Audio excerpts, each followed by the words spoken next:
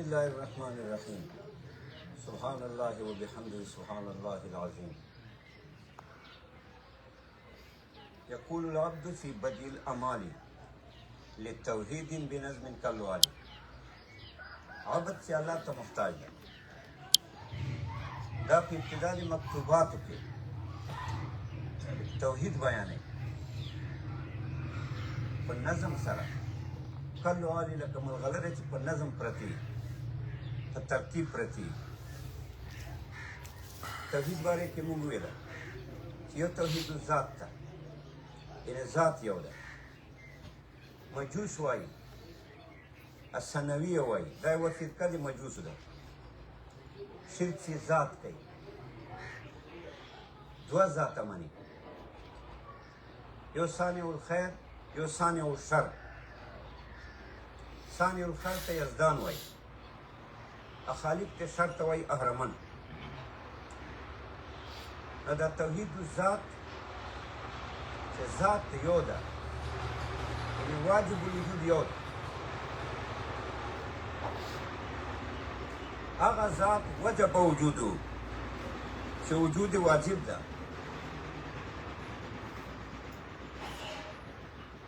अच्छा ते निस्बत नस्ता कि दा वजूद बल चाहता निस्बती अब बल चाल वजह न दा वजूद रगलाई दा से न दा वजब वजूदु लिज़ाती ज़ात पखपला वजूद वाजिब दा ذات يودا أو واجب وجود واجب يودا تاسنا لك مجوس واي يا سنوية واي سدودي يو ثانية دي خير دا أيو ثانية دي شر دا أو الله دي رد کرے دا سورة زمر کے الله خالق كل شيء हर शय को माना दे हर मौजूद अगे निस्बत अल्लाह तला अल्लाह खालिक था खल्क तकवीन दे ईजाद यानी दीदी ईजाद अल्लाह कराए और दा टोल मौजूदात दा असल ईजाद दी दा दे अल्लाह दे तकवीन दी ईजाद असरात दी उस सवाल दा कि कुरान अज़ीम शान की राजी सूरह आल इमरान की बियदिकल खैर इता कुदरत के खैर दा दे खुदा मना कि खैरात चीरी यानी ख उमूर शर न दा इता पे यदि कुदरत की दी दे खुदा मना कि शर अगेह पर खालिक बल चौकता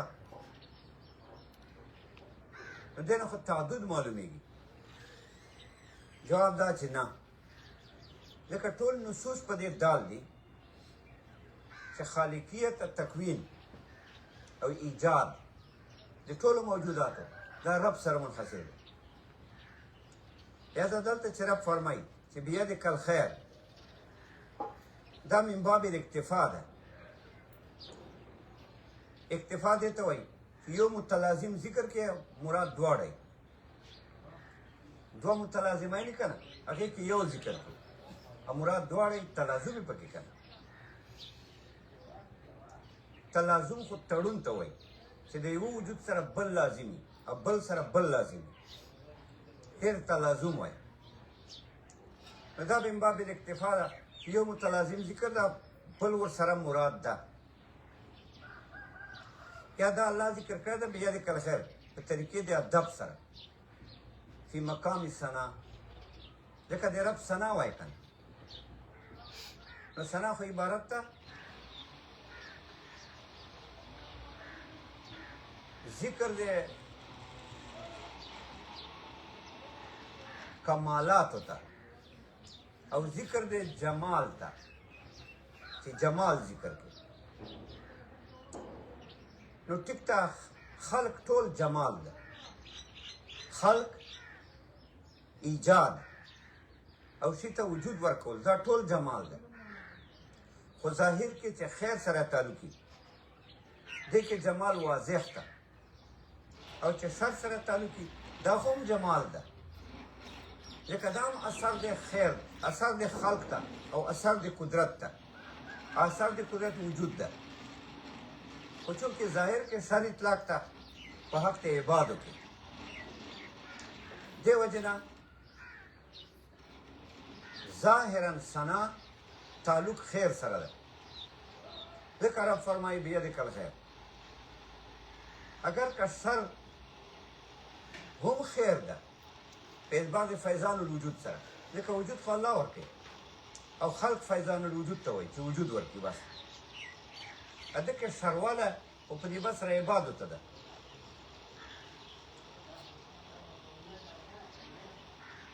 سوال دا دی چې حدیث کې راځي الخیر كله بيديك والشر ليس إليك لکه قاضي هم داسې وایي خیر كله بيديك ټول خیر بيديك دا د تا په قدرت کې ده والشر ليس إليك الشر تا ته نه ده منسوب نو دې نه خو دا معلومه شوه چې واجب تعالی د خیر خالق ده شر نه ده جواب دا دی چې دې دا معنی ده چې واجب تعالی خالق ته خیر هم ده شر هم ده خو شر نسبت تا ته نه کوو تعظیما تعظیم له وجې نو خو رب خالق ته د خیر د شر خو نسبت موږ چې کوو د خیر کو د شر نه کوو تعظیما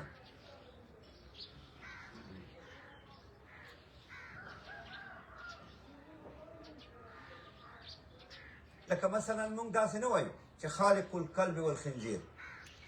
حالانکه واجب تعالی خو سپي هم پیدا کړي دي خنازیر یې پیدا کړي خو تعظیما ځکه دا قلب دا عنوان څه ده دا خنزیر دا عنوان دې کې یو غوندې کراهت غوندې ده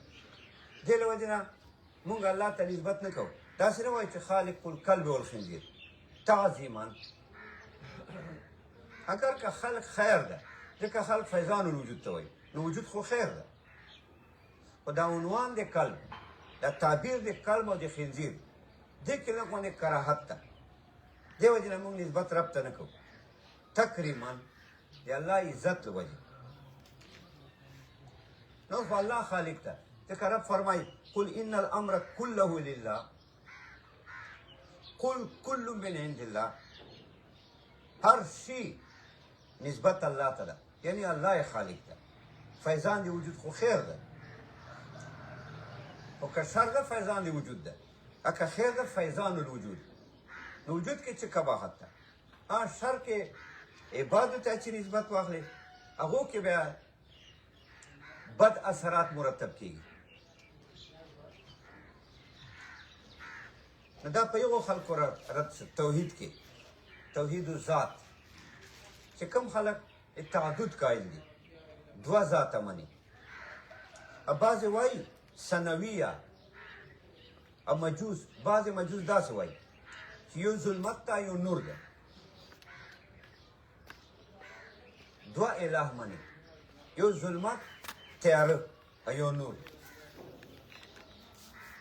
دا توحید نه ده کنه دا شرک شو دوه اله یې ومنل و دا فساد خو بالکل ظاهر ده ځکه ظلمت خو عرض ده رڼا نور دا هم عرض ده عرض ما لا یکون بذاتی بل بغیری عرض خو دې ته وایي لا یکون وجوده و ذاته لذاته چې د وجود او ذات له وجې نه دا چې قایمېږي موجودېږي خپل ذات له وجې نه موجودېږي لا یکون بذاتی ای لا یکون ذاته بذاتی د وجود او ذات قیام شتوالی دا خپل ذات له وجې نه بل بغیره محل پورې قایمي لکه سواد بیاض وجود خو لري خو لا یکون وجوده بوجودی دا وجود چې قایم دی خپل وجود له وجې نه ده قایم بل بغیري محل له وجې ده نو دا خو ظلمت هم عرض ده نور هم عرض ده خپله قوام او تحقق او وجود نشته ای محل وجه ده نو چې محل وجه ده دو خپله محتاج دي محل ته بیا څنګه دا الهه دي چې دو خپله محتاج دي دا مردود کول ده چې دا وایي دوه الهه دي یو ظلمت ته یو نور ده دا خو په خپله اعراض دي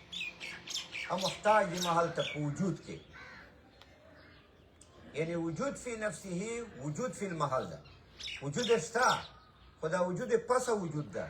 فی نفسه چې رابط فی المحل نو وجود فی نفسه وجود رابطی ده ربط محل سره چې واخلې پسه د پر وجود فی نفسه ده دا محتاج دي دا چې تعالی حق ده نو چې محتاج دي خپل خالق ته محتاج دي یو شخص خپل خالق ته محتاج دي به خالق څنګه ذکر رب فرمایي وجعل الظلمات والنور ور رب جاعل ده خالق ای خلق الظلمات والنور دا مجعول دي د پاره دی واجب تعالی جاعل ده خالق ده دوی مجعول دي یعنی مخلوق دي مسخران لامر دی الله حکم تابع دي لکه الله فرمایي وجعلنا الليل والنهار آیتین شپه ورځ دا نښې دي جعلنا الله ته نسبت ده الله جاعل ده بل الله فرمایي دلیل قطعي لو كان فيما آلهة إلا الله لفسدتا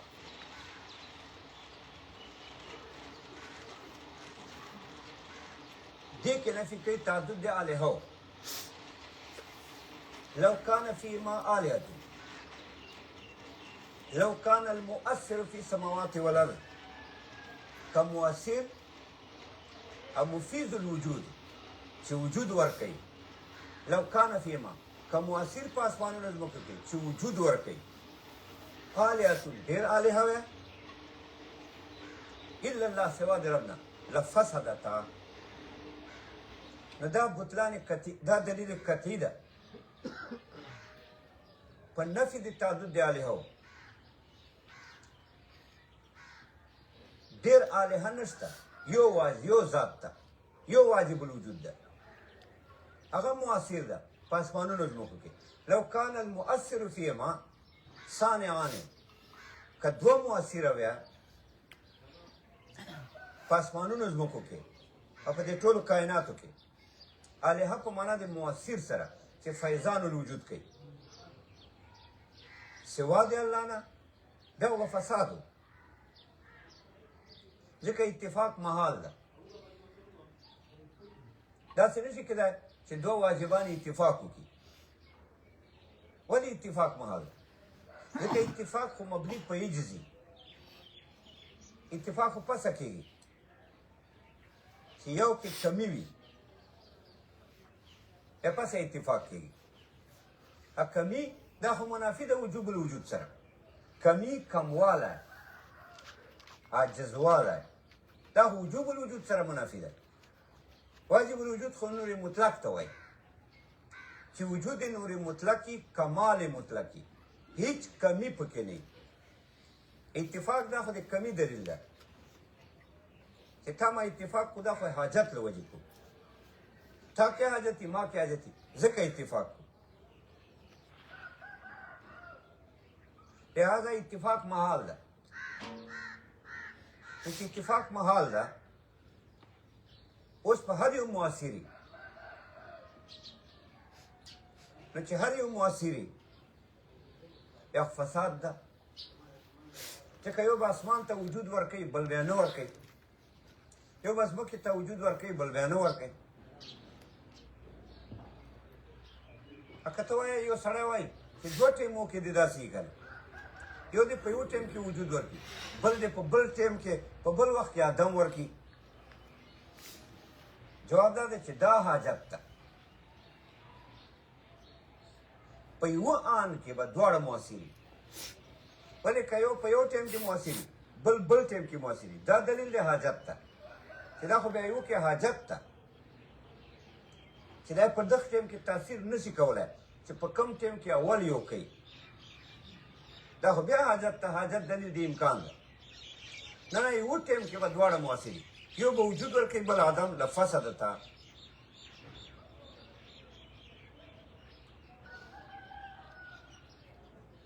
یو طبیعیین دي فلاسفهو کې هغه وایي چې څلور ثانیې دي څلور خالقه دي څلور یو حرارت یو برودت یو رطوبت یو یبوست دا فضول بکواس دی ځکه حرارت خو عرض ده برودت یخوالی عرض ده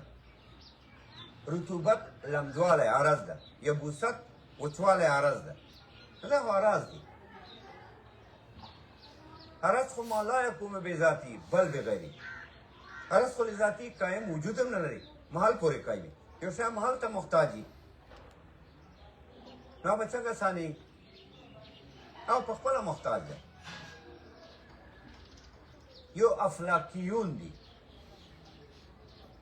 افلاکیون هغه خلک دي چې اووه الهه مني اووه ثانیې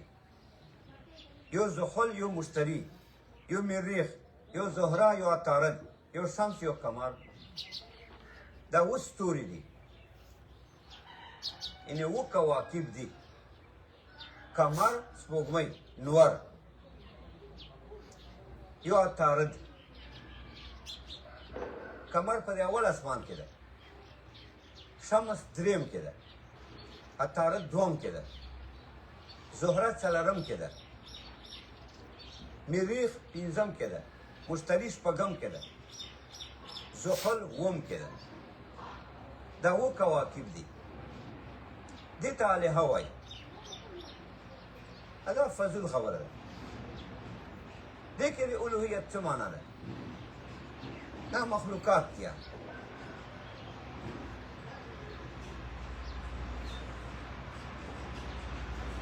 وایي دا افلاکیون نه دي دې نه دا بدپرست اولاد دي دا بتانو عبادت چې کوي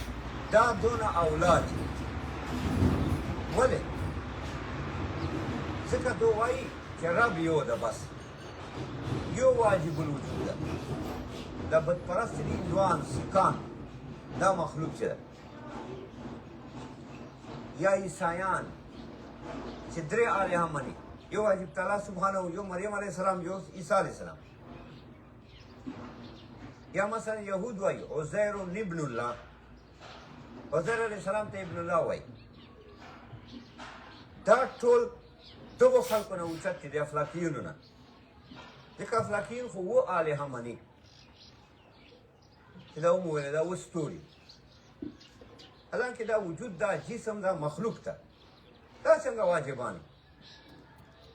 خو دونه دا اولادي ځکه دا هندوان چې دي یو واجب تعالی مني رب او دا وایي چې خالق یو رب ده بس دا بتان چې دي دا مخلوق ته خو الله دو مقرب ګرځېدي مقرب ګرځولي دي یعنې دا الله ته نږدې دي الله دو ته د الوهیت چې حصه ورکړې ده د عبادت کوي نو شرک فی عبادت کوي ادارنګې شرک فی صفات هم کوي مثال عالم الغیب ګڼي امداد ورته ثابت دی استعانت ترې نه غواړي فوق الاسباب استعانت دوه قسمه ده یو تحت الاسباب ده اسباب لاندې اوس سړي نه مدد غواړي دا شرک نه ده لکه مونږ یو بل ته وایو اوبه را یو بل ته وایي ډوډۍ راوړه دوکان ته لاړ شه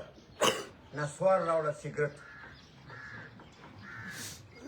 دا هم مدد ده که نه خو دا مدد تحت الاسباب ده دې کې شرک معنا نشته ولې نشته تحت الاسباب شرک معنا نشته شرک معنا ولې نشته ځکه نشته چې ته تحت سبب مثلا زید ته وایي چې دوکان ته لاړ شه سامان راوړه چینی راوړه پاڼه راوړه دې کې د خالقیت معنا نشته چې ته دې ته خالق ووایې بلکې دې کې د کاسبیت معنا ده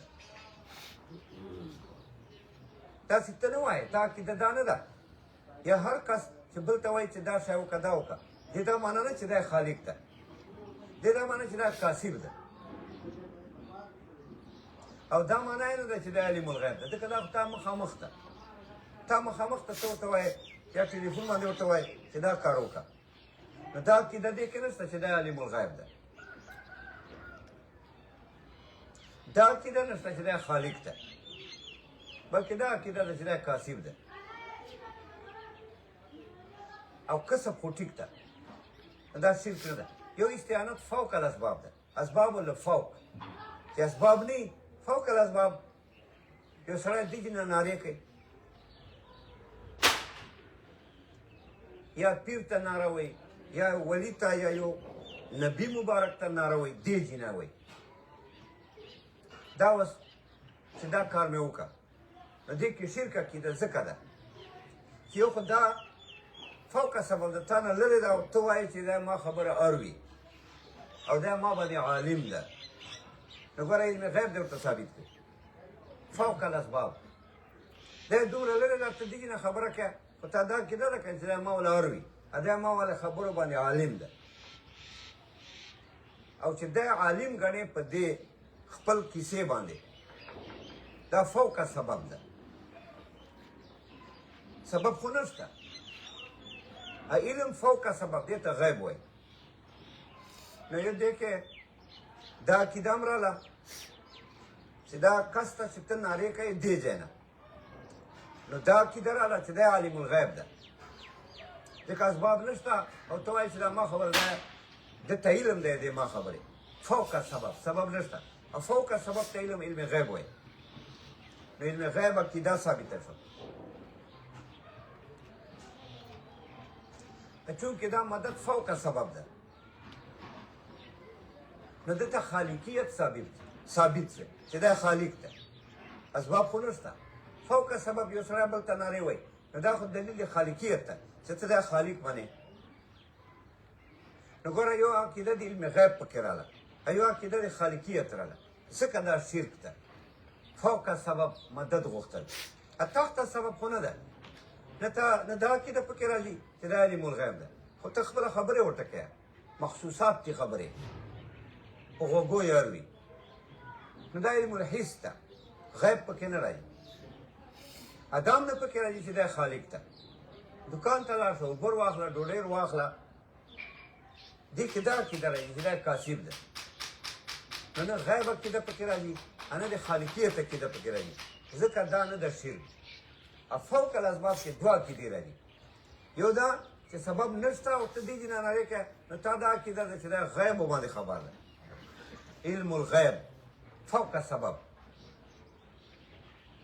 بل اسباب نشته ته وایې دا کار مې وکړه نو دا معنا د خالقیت ده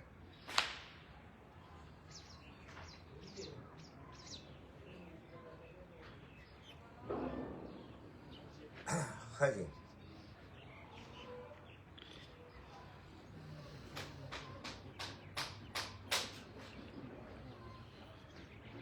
نو دغه بتپرست چې دي چې بتانو عبادت کوي دا احسن حالا د دو ښه حال ده دغو عیسایانو نه هغه نه دغه افلاکیینو نه چې د اوه الهه مني هر یو ذات ته اله وایي دغو نه خو دا ټیک دي ځکه د یو رب یو مني چې الله ذات ته بس دا نور اولیاء مني دا دو چې عبادتونه کوي دا بتانو ته دا دو اولیاء تیر شوي انسانان تیر شوي هغه ته دو اولیاء وایي بزرګانو ته وایي دا بتان دا دو شکلونه جوړ کړي دا خپل ولي وال بت جوړ کړی شکل داسې مثلا عربو کې مشرکین وو بتانو عبادت یې کوه دا دو اولیاء و لات منات قرآن ذکر کوي دا لات دا منات دا چې کوم لات منات دا تیر شوي دي دا دو اولیاء وو هغو بتان شکلونه جوړ کړي وو هغو ته عبادت کوله په دې عقیدې باندې نه چې دا واجب الوجود دي په دې عقیدې باندې نه چې دا الله دي نه په دې عقیدې باندې چې دا مخلوق ته خو دو ته الله حصص ورکړي دي دو ته الوهیت ورکړی ده دا شوه. دا مسله یې وکړه لتوحید بنظم کلوالی بنده بیانوي په ابتدا د مکتوباتو کې توحید د رب په نظم یې بیانوي یکون بنظم په نظم طریقې سره وایي کلوالی یعنې مربوط یې وایي نظم کې وایي لکه ملغلرې چې پیرلي ځکه ملغلرې په نظم یې قیمتي وي دلته هم د الله توحید ده دا قیمتي ده او په نظم طریقې سره ده دا شوه. اوس پسې وایي اله الخلق مولانا قدیم اله الخلق مولانا قدیم وموصوف بأوصاف الكمال اله الخلق مولانا قدیم اله په معنا د معبود بالحق سره ده لا اله الا الله د دې څه معنا ده لا معبود بحق في الوجود الا الله معبودان خو شته دي معبودات باطله دا ټول کفار دا د معبودات باطله او عبادت کې کوي الله فرمایي لا اله الا الله یعنی معبود بالحق في الوجود چې حق معبودی په عالم وجود کې دا څوک نشته الا الله الله اله ده دا معبود بالحق في الوجود ده دا نور معبودان چې خلک عبادت کوي هندوان سیکان وغیره دا ټول معبود باطل دي نو الا الله استثناء متصل ده اله نه استثناء ده اله په معنا د معبود بالحق في الوجود سره کوي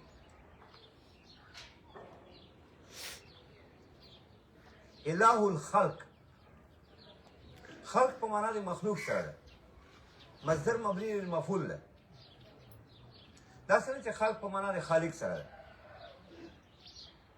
مخلوق چاته وایي ما سوى الله سبحانه وتعالى الله نه سوا چې وي غیر الله دا ټول مخلوق ده که اسمانونه یي که ځمکې که انبیا علیهم السلام دي الصلاة والسلام ملائک دي علیه السلام دا ټول مخلوق ده نو اله الخلق واجب تعالی داسې ذات ته چې دا معبود بالحق في الوجود ده للمخلوق مولانا قدیم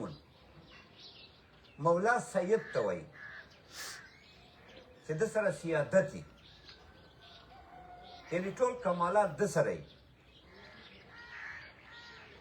او ناصر ته وایي مددگار ته وایي مربي ته وایي چې دا تربیت کوي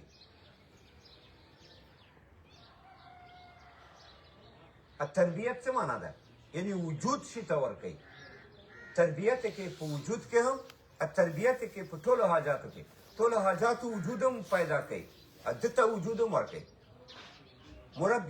مربي اله الخلق ای مربي الخلق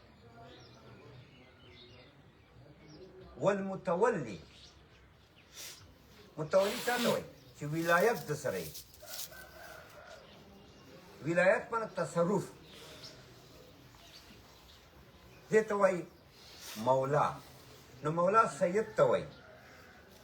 چې سیادت یعنی کمالات ورسره وي ناصر ته وایي چې مددګاري مربي ته وایي چې شي ته وجود ورکوي متولي ته وایي چې د سره ولایت وي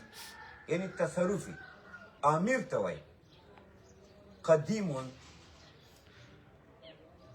قدیم پرون مو ویله چې قدیم دوه قسمه ده یو قدیم بذات یو قدیم بزمان قدیم بذات دې ته وایي چې علت ته محتاج نه یعنې دا په وجود کې علت ته محتاج نه په هیڅ کمال کې دا علت نه غواړي دې ته قدیم بذات وایي لہذا الله پاک قدیم بذات ته یعنې دا په خپل وجود کې په خپلو کمالاتو کې چا ته محتاج نه ده بلکې وجوده لذاتي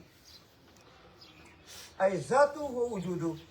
ذات ته الله لکه چې ذات ته د په خپله وجود ده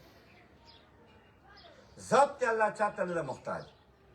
ویله به و ممکني وجود دی الله چاته نه ده محتاج دې ته قدیم بی ذات وایي چې علت ته نه محتاج وجوده هو ذاته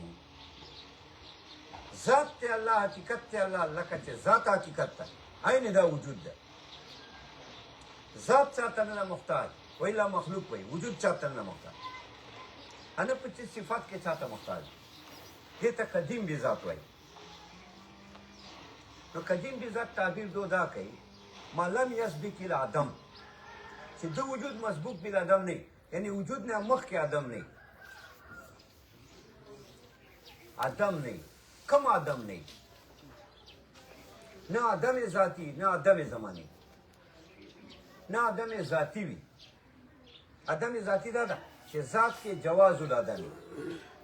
ذات کې جواز العدم ځکه یې کوي چې ذات ضروري نه چې ذات ضروري نه بیا جواز العدم ده که تا ذات ضروري نه ده جایز ده عدم مخکې عدم وروسته به عدم نو قدیم بی ذات دا معنا موږ وکړه چې قدیم بی ذات څه ته وایي یو تعبیر ودا وکړه چې علت ته محتاج نه په وجود کې نه په کمالاتو کې یعنی وجود عین ذاتی ذات ته الله لکه چې ذات حقیقت ته په خپله وجود ده علت ته نه محتاج چې علت وجود ورکړی یوه ترجمه بله ترجمه ده ما لم یسبق العدم قدیم بی ذات دې ته وایي چې دا مسبوق بالعدم نه یعنی وجود نه مخکې عدم نه کم عدم نه نه عدم بحسب ذات نه عدم بحسب زمان عدم بحسب ذات څه ته وایي چې ذات کې عدم جایز وي بس دې ته عدم ذاتی وایي چې ذات کې حقیقت کې عدم جایز وي ولې جایز وي ځکه وجود یې نه ضروري کنه بیا وجود ځکه عدم جایز تا عدم جایز ده ما عدم جایز ده ځکه وجود نه ضروري نه ده نو عدم ذاتی نه مخکې وجود نه مخکې عدم ذاتی نه چې ذات کې عدم جایز وي انا عدم زمانی داسې نه چې وجود نه مخکې وجود نه مخکې په زمانه کې عدم داسې نه ولې عدم محال ده کنه قدیم بی ذات ته عدم محال ده ځکه عدم محال ده چې وجود عین ذات ته عدم پکې محال ده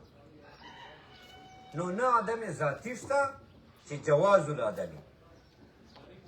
جواز العدم خو پسه کېدای شي چې دا مخلوق یا ممکنه ادا خو واجب ده وجود عین ذات ته نو عدم ممتنع ده او نه عدم زمانی شته چې وجود نه مخکې په زمانه کې عدم ځکه عدم رافع دی وجود ده چې وجود ختم کی ادا قدیم ذات ته وجود عدم رافع دی وجود نشي کېدای ځکه وجود عین ذات ته وما ثبت قدمو استحال عدمو اچا قدم چې ثابتي عدم محالي چې قدیم بیا خو عدم محال ده ځکه قدیم بی ذات ته علت ته محتاج نه ده وجود عین ذات ته نشته پکې جواز العدم انې عدم زمانی شته چې وجود نه مخکې عدمي په زمانه کې ځکه عدم په زمانه کې راتلای نشي کنه ولې چې واجب ده وجود عین ذات ته چې وجود عین ذات ته نو مخکې زمانه کې عدم چېرته راتلی عدم محال ده فما ثبت قدمه امتنع عدمه چا کې دم چې وي هغه عدم محال نو دا متضمن ده معنا د بقا لره یعنی قدیم ذات باقی ذات ته وایي نو الله داسې ذات ته هو الاول بلا ابتداء والآخر بلا انتهاء الله اول ده بلا ابتداء اول بلا ابتداء څه معنی یعنی د وجود بلا ابتداء ده بلا ابتداء دا معنی چې وجود پر ابتدا نشته چې مخکې دی نه عدمي مخکې تینا عدمي بیا وجود پر ابتدا راځي لکه تا مونږ پر ابتدا شته ځکه مخکې مونږ نه آدم ده نو مونږ وجود پر ابتدا راغلی الله اول ذات ته بلا ابتدا داسې نه چې الله وجود پر ابتدا ده او دی ابتدا نه مخکې آدم ده او الله اخیر بلا انتها ده ان الله وجود اخیر ده ټول جهان به فانی یو الله اخیر کې ده بلا انتها انتها یې نشته ځکه انتها هغه چا پرې چا پر چې آدم الهي کوي چې وروسته آدم راتلی چې آدم الهي کا الله پر آدم الهي کا نشته ځکه که آدم الهي کا راشي نو رافع الوجود وایي بیا خو به د الله وجود اوچت کړي او وجود د الله خو واجب و هغه خو عین ذات و نو چې عین ذات و عدم محال و بیا به څنګه وجود پورته شي او انتها به راشي نو الله اخیر ده اخیر کې الله ده بلا انتها یعنی الله پر آدم الهي کا نشته چې آدم بعد الوجود ده ځکه که آدم الهي کا راشي آدم بعد الوجود بیا به د آدم رافع دی وجودي دا به وجود اوچتی او وجود د الله نه اوچتېږي ځکه وجود واجب د عین ذات ته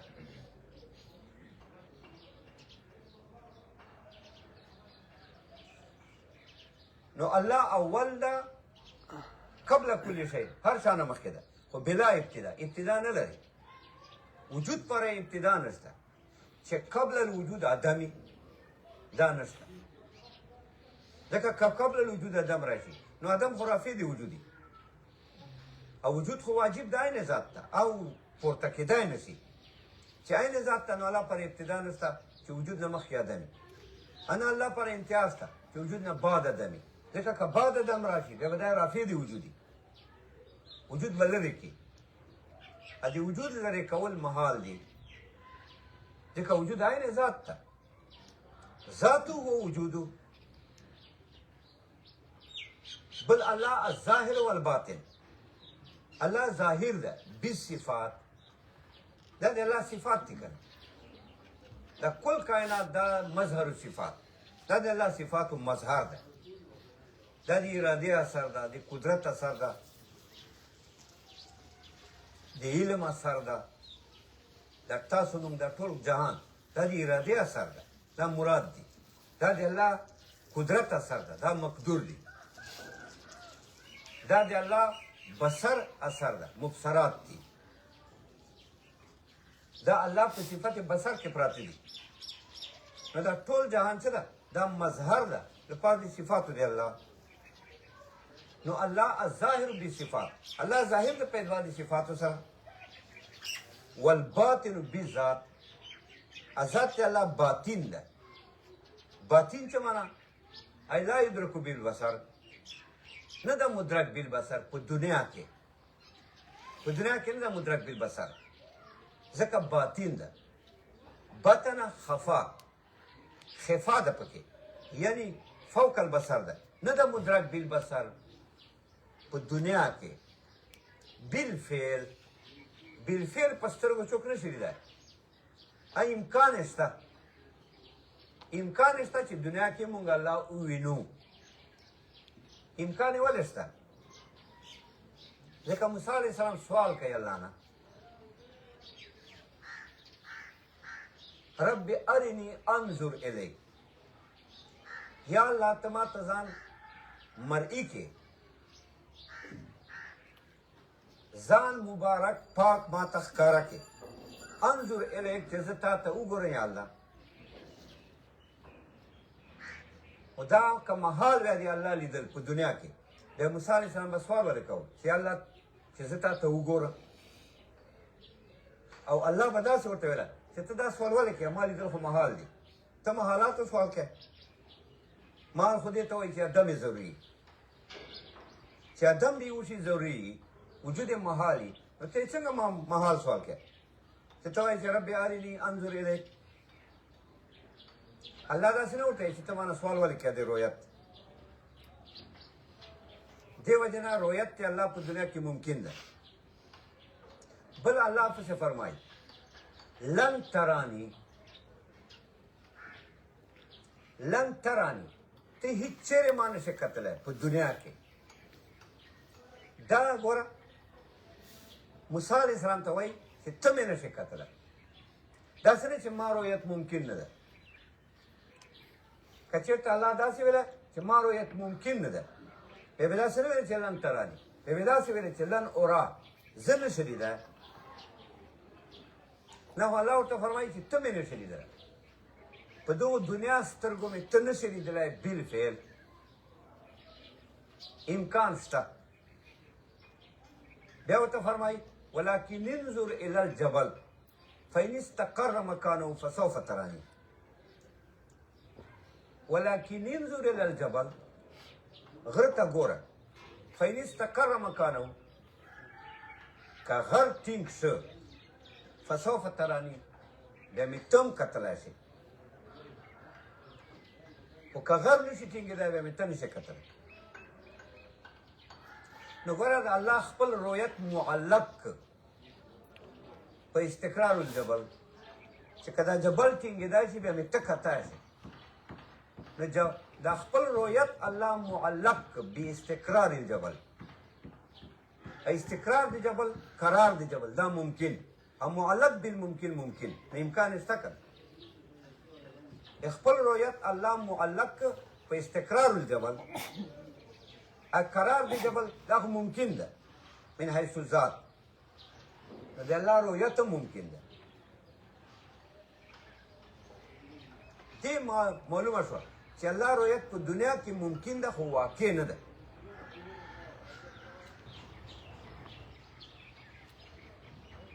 فلما تجلى ربه للجبل جعله دكا وخر موسى صاعقا الله معمولي تجلى وکړه د خپل نور مبارک جعله دکا غر ذره ذره شو موسی علیه السلام بېهوشه شو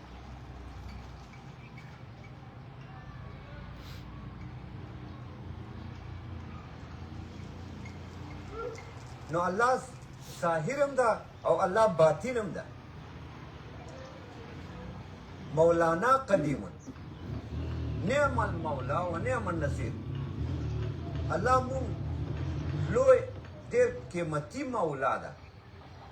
مولا معنی مالک مولا معنی متصرف و نعم النصير ښه مددګار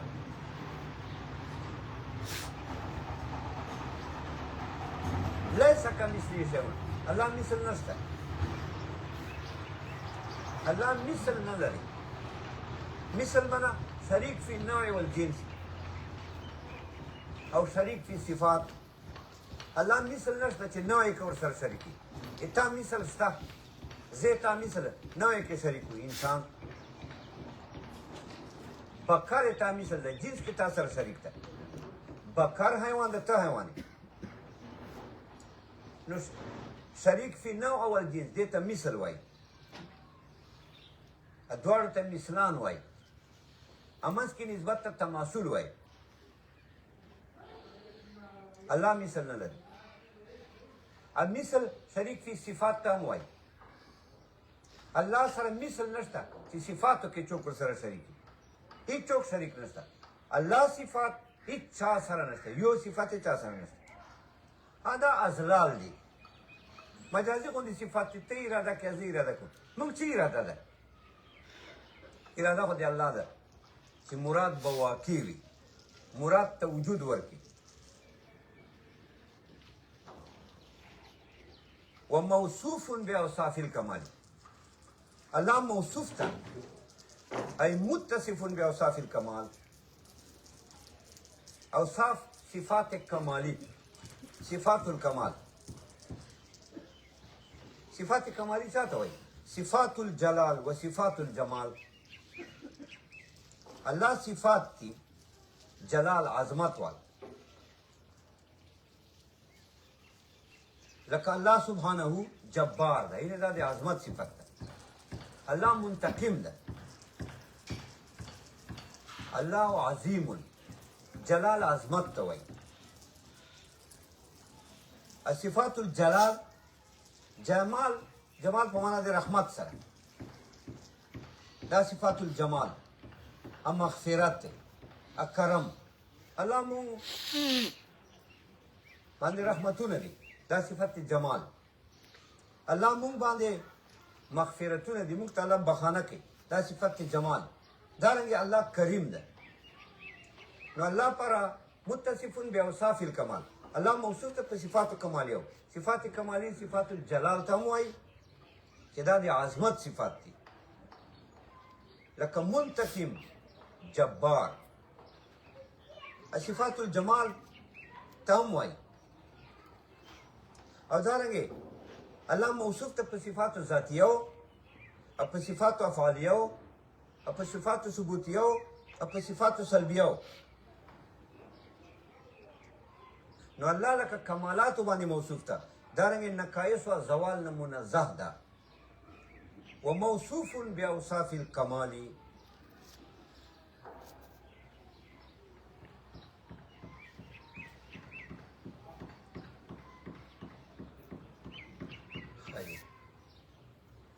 بس